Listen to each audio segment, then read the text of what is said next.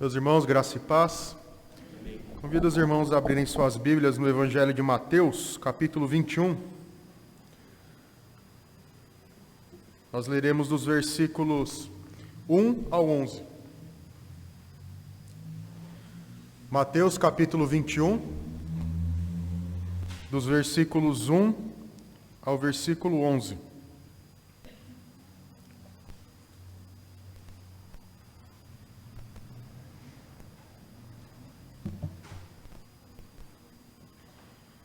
Mateus capítulo 21, dos versículos 1 ao 11, nos diz assim a palavra do Senhor. Quando se aproximaram de Jerusalém e chegaram a Betfagé, ao Monte das Oliveiras, enviou Jesus 2 discípulos, dizendo-lhes: Ide à aldeia que aí está diante de vós, e logo achareis presa uma jumenta, e com ela um jumentinho. Desprendei-a e trazei-mos. E se alguém vos disser alguma coisa, respondei-lhe que o Senhor precisa deles, e logo os enviará. Ora, isto aconteceu para se cumprir o que foi dito por intermédio do profeta. Dizei à filha de Sião: Eis aí vem o teu rei, humilde, montado em jumento, num jumentinho, cria de animal de carga. Indo os discípulos, e tendo feito como Jesus lhes ordenara, trouxeram a jumenta e o jumentinho. Então puseram em cima deles as suas vestes, e sobre elas Jesus montou. E a maior parte da multidão estendeu as suas vestes pelo caminho, e outros cortavam ramos de árvores, espalhando-os pela estrada. E as multidões, tanto os que precediam como os que seguiam, clamavam: Hosana ao filho de Davi, bendito que vem em nome do Senhor, hosana nas maiores alturas. E entrando ele em Jerusalém, toda a cidade se alvoroçou e perguntavam: Quem é este? E as multidões clamavam: Este é o profeta Jesus de Nazaré, da Galileia. Vamos orar ao Senhor pedindo a orientação. Senhor nosso Deus, nós pedimos agora a orientação do Senhor para compreendermos a Tua palavra, para aplicarmos esta palavra em nosso coração. Ilumina, Senhor, o nosso entendimento, para que possamos compreender as verdades que o Senhor nos ensina na Tua palavra. Oramos assim em nome de Jesus. Amém. Meus irmãos, este evento aconteceu no domingo anterior à Páscoa. Nós encontramos este relato da chamada entrada triunfal de Jesus nos 4 evangelhos. Mateus, Marcos, Lucas e João, todos eles relatam os acontecimentos desse dia. E nós podemos perceber que a importância deste evento está no fato de que as pessoas viram em Jesus o rei que havia sido prometido e que chegava a Jerusalém para finalmente reassumir o trono conforme a promessa do Senhor.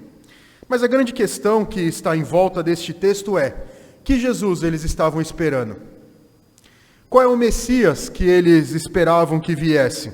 A pergunta do final do versículo 10 é muito sugestiva. Quem é este? Quem ele é? E essa mesma pergunta precisa ser respondida por nós hoje.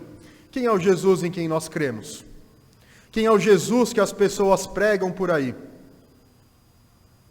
O que as pessoas esperam de Jesus quando dizem ter fé nele, dizem crer nele? O que nós esperamos quando vamos até Jesus? Qual é a nossa expectativa? Esse texto, então, ele nos ensina sobre a chegada do rei em Jerusalém. E eu vou pensar aqui nessa noite com os irmãos em 2 ideias. A primeira delas, que é o cumprimento da profecia que havia sido dada no Antigo Testamento, e a chegada do rei para estabelecer o seu reino. Nós vemos aqui nos primeiros versículos 1 até o começo do versículo 7, a descrição da localização em que eles estavam e também o pedido de Jesus em cumprimento à profecia. Então o versículo 1 nos diz: Quando se aproximaram de Jerusalém e chegaram a Betfagé, ao Monte das Oliveiras, enviou Jesus 2 discípulos, dizendo-lhes: Ide à aldeia que está aí adiante de vós, e logo achareis presa uma jumenta, e com ela um jumentinho. Desprendei-a e trazei-nos. O evangelista Marcos retrata que Jesus estava próximo ao Monte das Oliveiras, Betfagé, como Mateus faz, e também coloca a cidade de Betânia como local em que Jesus percorria. No capítulo 12 de João, em que ele descreve este evento também, ele descreve antes a visita de Jesus a Marta, Maria e Lázaro. E diz que isso aconteceu no dia anterior ao domingo.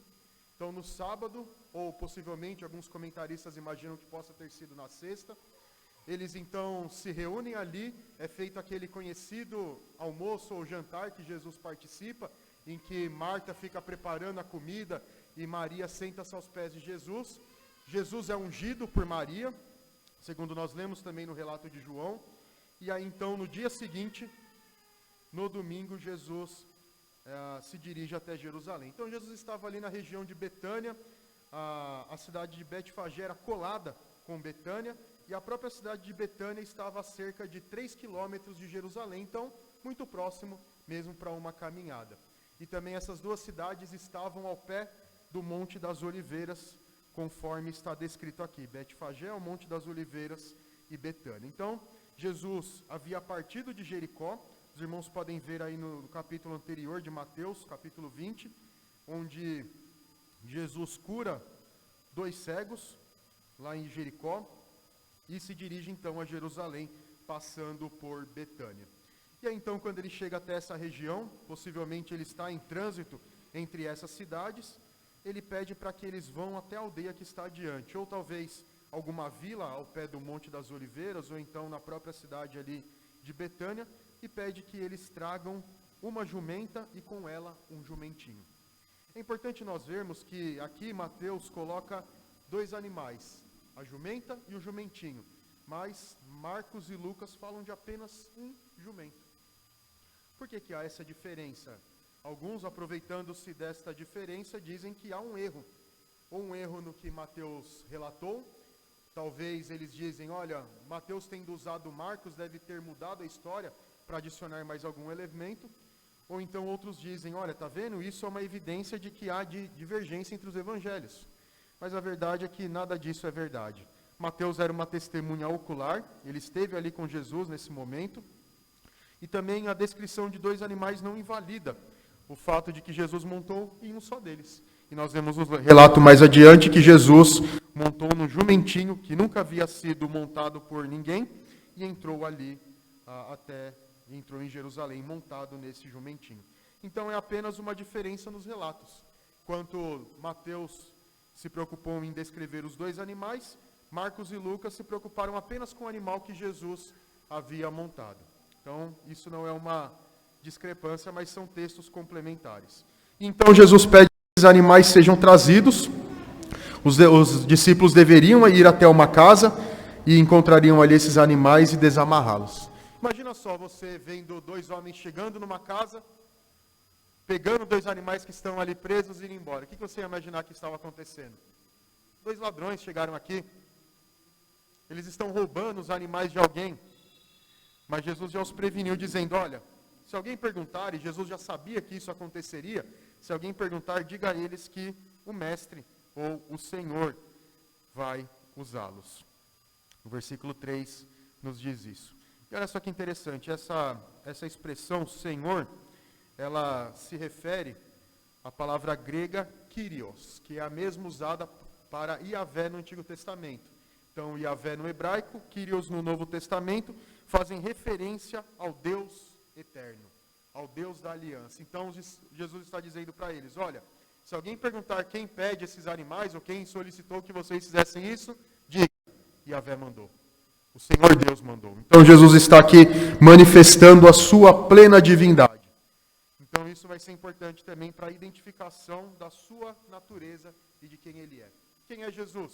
Então, o próprio Jesus responde aqui, é o Deus encarnado, Deus conosco, que veio até esse mundo para cumprir a sua missão. Então, Jesus pede para que eles fossem até lá, e que se alguém questionasse, eles dissessem que Jesus usaria, e logo os envia. Mateus é o único que descreve na íntegra aqui o cumprimento da profecia. Os outros apenas dizem, olha, isso foi feito para que se cumprisse a profecia. Por que é importante que nós tenhamos esse detalhe no relato? É porque Mateus, escrevendo a judeus, está dizendo, olha, Jesus é o Messias. E aí ele vai apresentando todas as profecias que foram feitas e situando em Jesus o cumprimento delas. Então ele está mostrando que mais uma dessas profecias, e os outros evangelistas fazem o mesmo, para mostrar que nada o que aconteceu no caminho de Jesus, do nascimento até o retorno aos céus, aconteceu por acaso. Tudo foi planejado. Todos os mínimos detalhes foram determinados pelo Senhor e decretados para que acontecessem dessa forma. Então aqui Mateus faz referência ao texto de Zacarias 9, versículo 9. O versículo 4 aqui nos diz: isto aconteceu para se cumprir o que foi dito por intermédio do profeta. E aí a profecia é: dizei à filha de Sião, eis aí vem o teu rei, humilde, montado em jumento, num jumentinho, cria de um animal de carga. Vamos abrir lá em Zacarias, que é interessante nós olharmos para o contexto dessa profecia. Zacarias capítulo 9.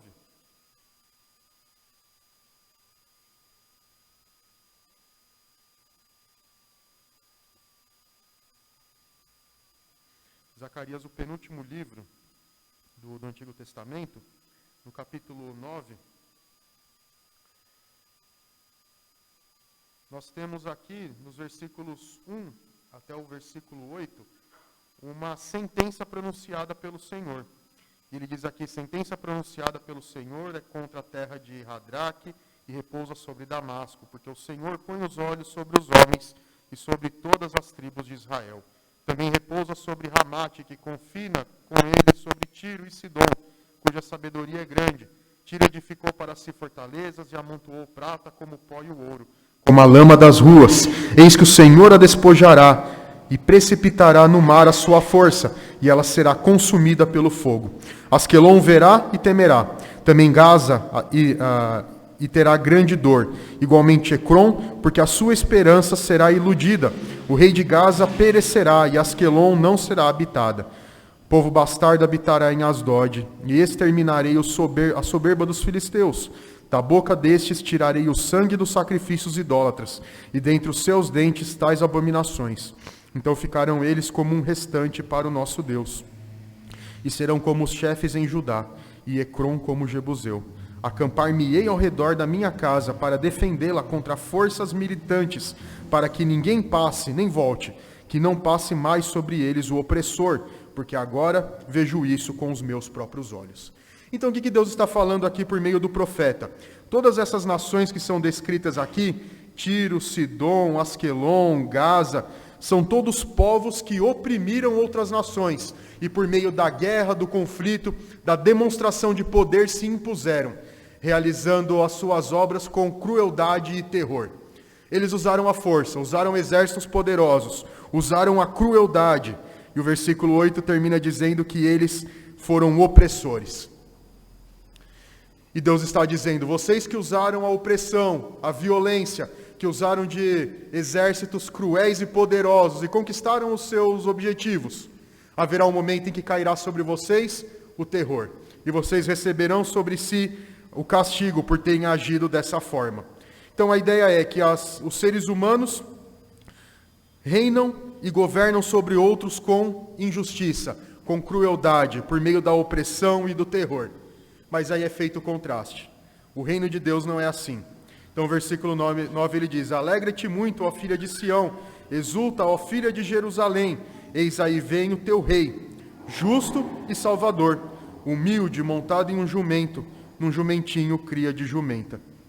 Versículo 10: destruirei os carros de Efraim e os carros de Jerusalém, e os arcos de guerra será destruído.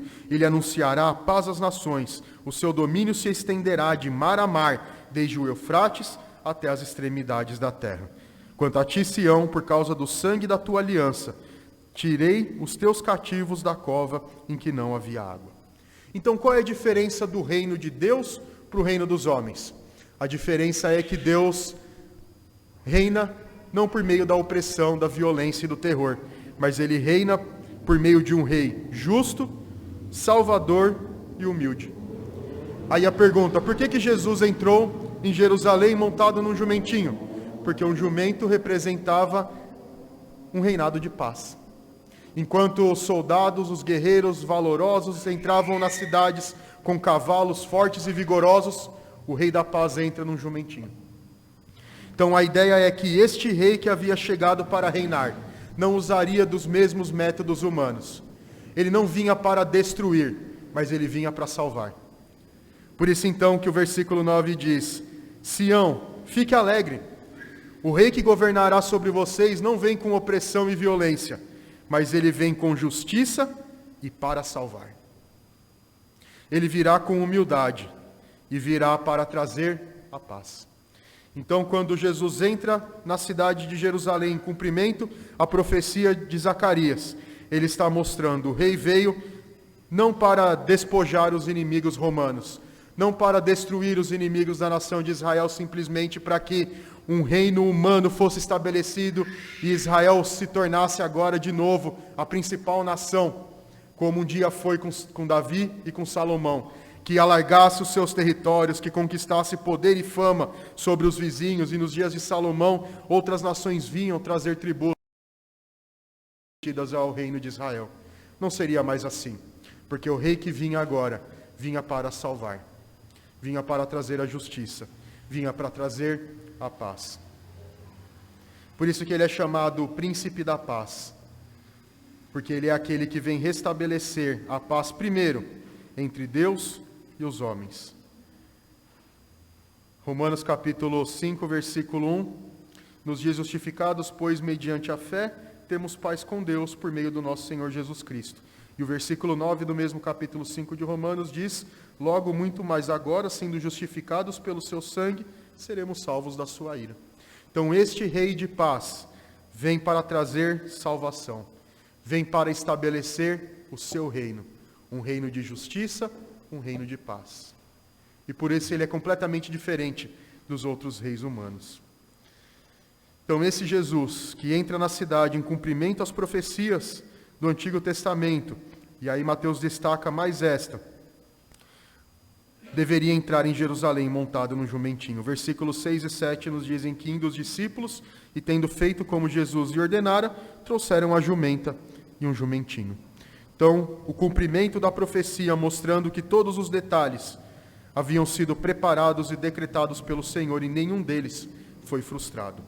É certo que Israel esperava um Messias guerreiro, que restabeleceria a nação ao seu antigo status de poder e glória, que talvez alargasse suas fronteiras, como eu disse, que talvez colocasse Israel acima de todos os inimigos, para ele, no lugar das outras nações, subjugar Roma e subjugar os outros inimigos. Eles esperavam um Messias que viria para lutar, para destruir inimigos. Mas eles foram surpreendidos, e veio alguém montado num jumentinho para trazer a paz. Da mesma forma, hoje é possível nós caímos no mesmo erro. Muitos estão à procura de um Cristo que satisfaça os seus anseios. Por que a teologia da prosperidade prospera pelo mundo? Ou principalmente pelo Brasil? Porque as pessoas estão atrás de conquistar coisas. Estão atrás de conquistar vitória, de não sofrer. Por isso, então, estão à procura de um Jesus que possa satisfazer os seus anseios. Assim como os judeus estavam atrás de um Jesus que governasse a nação e restabelecesse a glória da nação, muitos hoje estão à procura de um Jesus que satisfaça os seus desejos e os coloque no topo do mundo. Então, a partir dessa primeira parte, dessa primeira revelação do Senhor, e mostrando o cumprimento das profecias, nós devemos meditar em quem nós temos crido. Quem é esse Jesus que nós professamos? Por que nós nos associamos a Ele? Por que nós cremos nele? Ou antes, como Ele é, para que nós o creiamos? Porque essa resposta vai depender de como nós desenvolvemos a nossa fé no Senhor. Então, a primeira razão pela qual nós devemos recorrer ao Senhor Jesus e ver que Ele chegou até a cidade é para cumprir o seu propósito redentor. E aí o texto segue apresentando, então, como esse Jesus veio para estabelecer o seu reino. A segunda parte do versículo 7 nos diz que então puseram em cima deles as suas vestes e sobre elas Jesus montou. E a maior parte da multidão estendeu as suas vestes pelo caminho, e outros cortavam ramos de árvores, espalhando-os pela estrada. Então, esses dois discípulos trouxeram a jumenta e o jumentinho, e eles foram cobertos pela capa. Eles usavam uma roupa por baixo e outra capa por cima. Eles tiraram essas capas e prepararam esses animais para que fosse realizada essa procissão, essa entrada em Jerusalém. E aí as multidões, vendo o que os discípulos fizeram o mesmo, só que aí cobrindo as ruas com as suas capas, cortaram ramos de árvores, espalharam pelo caminho, para que o caminho pelo qual o rei estivesse entrando na cidade não fosse um terreno poeirento ou talvez sujo, mas que ele estivesse sobre um local preparado e apropriado para que um rei desfilasse. Talvez hoje o que nós tivéssemos um tapete vermelho para que ele entrasse. Então prepararam um caminho para que o rei chegasse. E que multidões são essas? Nós podemos ver que lá em João 12, que quando Jesus chegou até Betânia e esteve ali com Marta, Maria e Lázaro, muitas pessoas foram atraídas até lá. Então, capítulo 12 de João, no versículo 9, João 12, 9, diz que soube numerosa multidão dos judeus que Jesus estava ali, e lá foram não só por causa dele, mas também para ver Lázaro, a quem ele ressuscitara dentre os mortos. Então, um primeiro grupo é esse que vai de Jerusalém, das cercanias até Betânia para encontrar Jesus, para ver Lázaro, para ver se o milagre realmente tinha acontecido, se Jesus realmente tinha ressuscitado um homem. Nós temos as multidões que certamente acompanhavam Jesus por onde ele fosse, as pessoas que estavam ali na região talvez tenham se reunido ali. Então, muita gente ao redor de Jesus e vendo o que estava acontecendo, eles também se alegraram. Versículo 9, e as multidões, tanto as que precediam como as que o seguiam, clamavam, Hosana ao filho de Davi, bendito que vem em nome do Senhor, Hosana nas maiores alturas. Então, Jesus no meio de uma multidão, muita gente à sua frente, muita gente atrás, e Jesus cercado, esse povo é tomado de um intenso júbilo e começa a clamar palavras ao Senhor. Então nós vamos ver aqui esses textos, essas expressões que eles usam. A primeira delas é Hosana ao filho de Davi. Então, o que significa Hosana? Hosana significa salva agora, ou salva por favor. Então eles estavam dizendo, Senhor, filho de Davi, descendente prometido, Messias, salva o teu povo. Um comentarista diz que a expressão que eles estavam dizendo é, nós te imploramos, ó Senhor, salva agora, confere vitória e prosperidade nesse tempo, porque em virtude de tua bondade, o momento oportuno chegou. Então esse povo tem consciência de que Jesus é o Messias.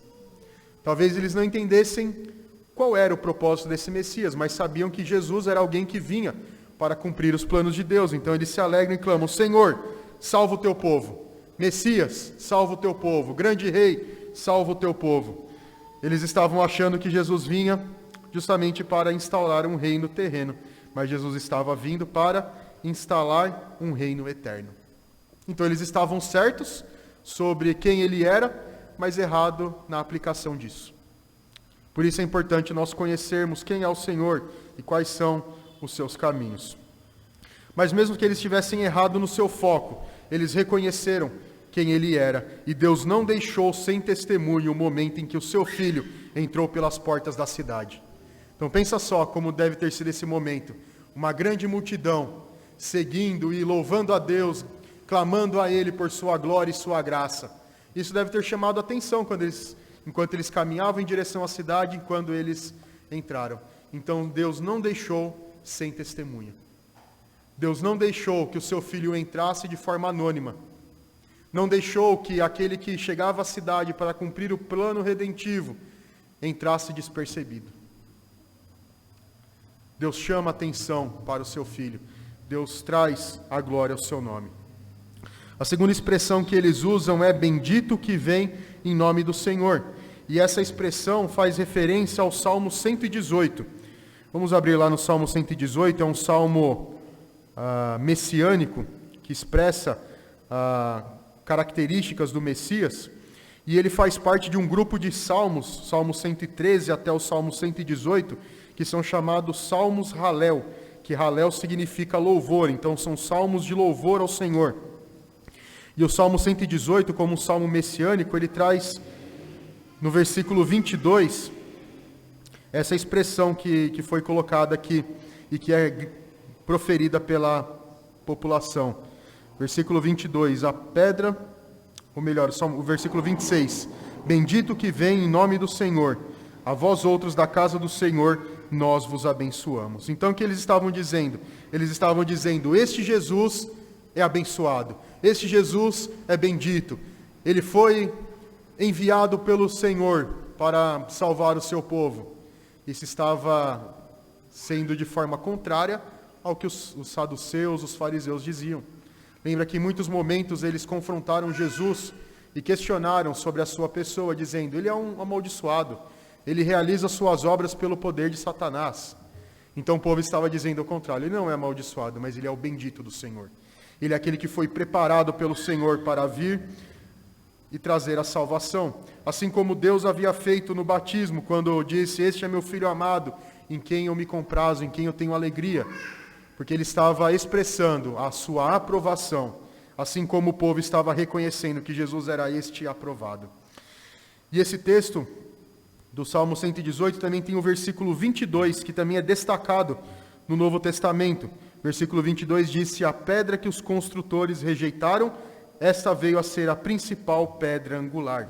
Pedro cita esse texto na sua primeira carta, no capítulo 2, nos versículos 7 e 8, fazendo um contraste entre aqueles que receberam Jesus e aqueles que rejeitaram Jesus. Então a ideia é, há um edifício que cresce bem ajustado, como Paulo descreve aos Efésios, que tem a Jesus como a pedra que sustenta todo o edifício, que tem na sua base a doutrina dos apóstolos e dos profetas, esse edifício cresce. Agora, aqueles que rejeitaram a pedra angular, não tem como esse edifício crescer. Porque à medida em que é tentado que esse edifício seja erguido, ele logo cairá, porque ele não tem sustentação. Não tem vigas que o sustentam, não tem a viga principal que o sustenta. E Pedro também recorre ao texto de Isaías 28:16, que fala sobre a mesma ideia de que Jesus é a pedra aprovada e escolhida por Deus. Então, enquanto o povo proferia, bendito que vem em nome do Senhor, estava reconhecendo, ainda que não tivessem plena consciência disso, que esse era o bendito Filho de Deus. É certo que alguns tinham a plena convicção de que ele era o Salvador, mas a grande multidão não havia compreendido quem ele era, então estava ali no calor da emoção também gritando isso. Mas mais uma vez, Deus não deixou que o seu filho chegasse de forma sem que ninguém soubesse, mas eles estavam proferindo, este é o que vem em nome do Senhor. Este é aquele que foi prometido a nós. E eles concluem a sua expressão aqui com Hosana nas maiores alturas. Hosana nas maiores alturas, mais uma vez, a palavra Hosana como o Salvador, também louvando e glorificando a Deus nas maiores alturas do céu. Sendo o céu o local da habitação de Deus, eles estão dizendo que o Senhor seja bendito eternamente, que aquele que mandou o Salvador seja glorificado e exaltado pelos séculos dos séculos. Então há uma expressão completa de glorificação ao Senhor pela salvação, o louvor pelo Cristo que havia sido enviado, e a salvação, como nós bem vemos por toda a Escritura, redunda na glória de Deus e na adoração ao seu nome. Então esse povo estava louvando ao Senhor por tão grande salvação. Estava proferindo as grandezas do Senhor e louvando o seu nome. E aí o texto segue dizendo que enquanto eles proferiam essas palavras, eles entraram em Jerusalém. E toda a população que ali estava se alvoroçou, ficou inquieta e perguntavam, quem é este? O que está acontecendo? Por que essas pessoas estão gritando em torno deste homem? E a resposta das multidões é, este é o profeta Jesus de Nazaré da Galileia. Este nome pelo qual Jesus é conhecido era um nome que era comum e as pessoas já o reconheciam. O próprio Jesus o usou e várias pessoas usaram também esta mesma expressão. Este é o profeta Jesus de Nazaré da Galileia. Então, meus irmãos, a multidão, conduzida pelo Senhor, glorificou o nome do Senhor e testemunhou acerca do Filho de Deus.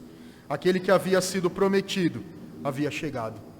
Em cumprimento às profecias, como nós vimos na primeira parte, e agora chegando para estabelecer o seu reino, como a segunda parte nós vemos, ele havia chegado para trazer o seu reino.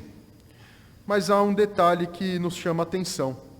Lá em Lucas, vamos abrir lá em Lucas 19, 41 e 44, Lucas traz um detalhe que os outros evangelistas não trazem, que é muito importante neste relato. Lucas 19, 41.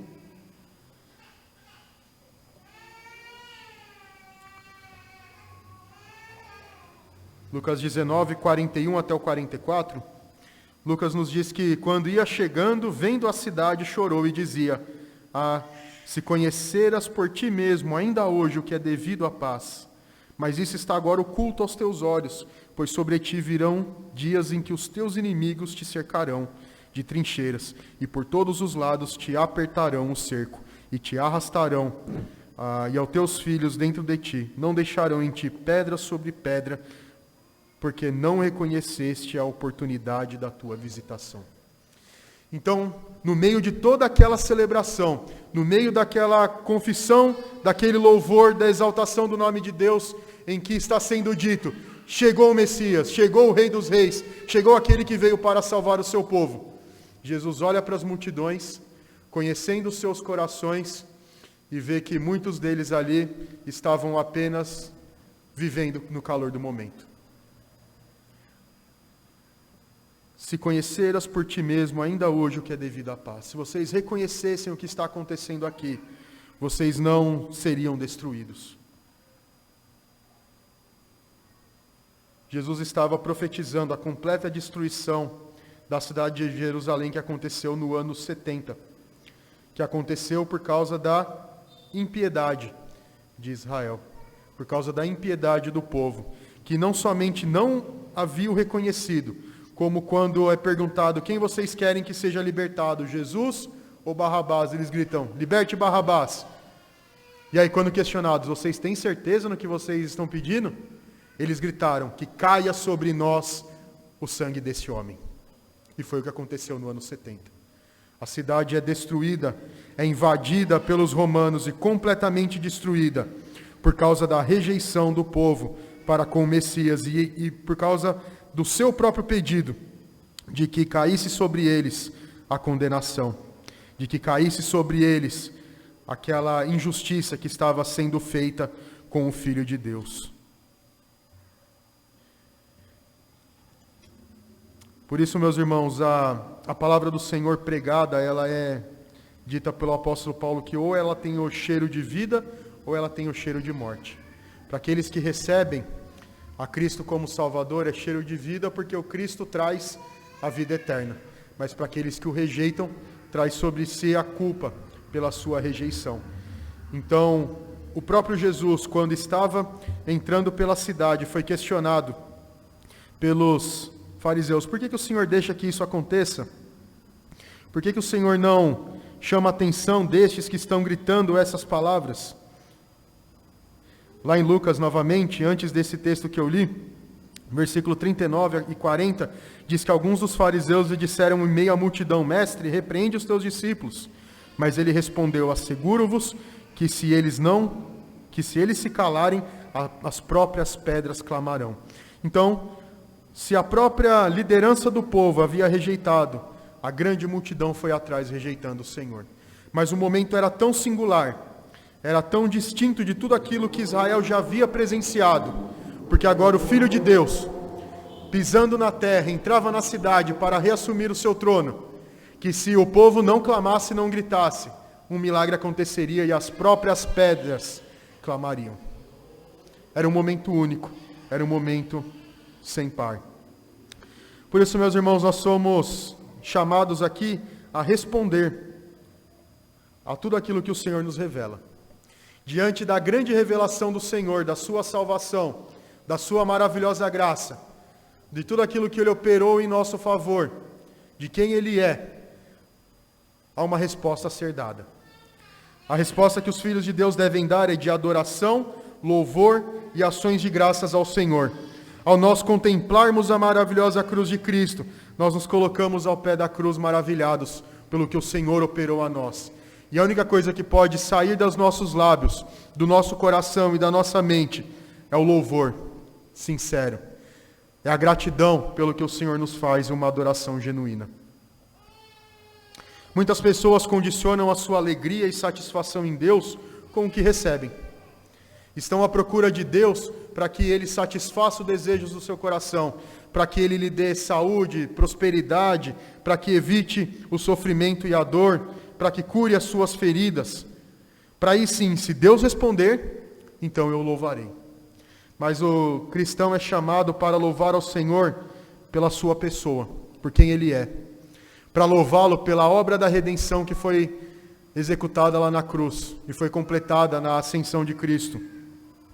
Nós somos chamados para louvar ao Senhor, porque Ele nos deu vida, e vida em abundância. Se não houver nenhuma outra razão para nos alegrarmos, a salvação já é suficiente. Se não houverem outros motivos pelo qual nós fiquemos alegres e satisfeitos, a cruz é a única razão pela qual nós mantemos a nossa alegria. Porque a cruz está muito acima de qualquer outra coisa que nós possamos receber. E aí a pergunta que nos fica é: como tem sido a nossa resposta? Como nós temos respondido ao Senhor diante da revelação do Senhor? Quem é o Cristo em quem nós cremos? Como eu coloquei a pergunta no início. Quem é o Cristo em quem eu creio? Quem é o Cristo em quem os irmãos têm crido? O que eu espero desse Salvador? O que eu espero desse Messias? A Escritura destaca que nós fomos chamados para louvar o Senhor. Nós somos chamados para falar entre nós com salmos, hinos e cânticos espirituais, louvando a Deus com gratidão no coração. O apóstolo Paulo fala isso aos Efésios, lá no capítulo 5, 19, e aos Colossenses, no capítulo 3, versículo 16. E aí a segunda pergunta é: o que tem saído dos nossos lábios? Quais são as palavras que as pessoas que estão ao nosso redor têm ouvido? Tem sido murmuração, maledicência, reclamações, palavras duras e cruéis, ou tem sido os louvores do Senhor? Nós somos chamados para proclamar as virtudes daquele que nos chamou das trevas para a sua maravilhosa luz. Nós somos chamados para expressar das grandezas do Senhor e do que Ele faz. Nós somos chamados para louvar o Senhor pela sua maravilhosa pessoa. Então, diante desse texto, e nos aproximando da Páscoa, nós somos convidados pelo Senhor a recordar de forma mais clara e nítida sobre a cruz de Jesus Cristo. Nós temos que fazer isso a todo tempo, mas esse é o tempo em que nós temos de intensificar isso. Durante essa semana, passarmos meditando na obra do Senhor, meditando naquilo que Ele fez em nosso favor, louvando o seu nome, bendizendo o Senhor pelos seus maravilhosos feitos. Nós somos exortados pelo Senhor aqui a olhar para a vida de Jesus como o cumprimento de tudo aquilo que o Senhor havia prometido, como a manifestação da graça e da glória do Senhor, e isso deve produzir em nós os louvores. Que ainda que aquele povo não tivesse plena consciência de quem era Jesus e o que Ele veio fazer, diante da sua majestade, eles não puderam se calar. Hosana ao filho de Davi, bendito que vem o nome do Senhor, hosana nas maiores alturas. E aí outra coisa para nós pensarmos: qual é o lugar que Jesus ocupa no nosso coração? Qual é o lugar que Deus ocupa na nossa vida? Quanto nós gastamos pensando na sua pessoa e na sua obra, meditando na sua palavra, proclamando as suas obras, louvando o seu nome, rendendo graças a Ele? Porque isso manifesta o tanto que nós temos de satisfação ou alegria no Senhor. Não significa que nós devemos passar o tempo todo fazendo estas coisas, sentados lendo a Bíblia, orando. Nós trabalhamos, nós estudamos, nós fazemos as nossas atividades, mas todas elas precisam ser permeadas pela palavra do Senhor, por um caráter transformado, por um ser renovado, por uma nova vida que habita em nós.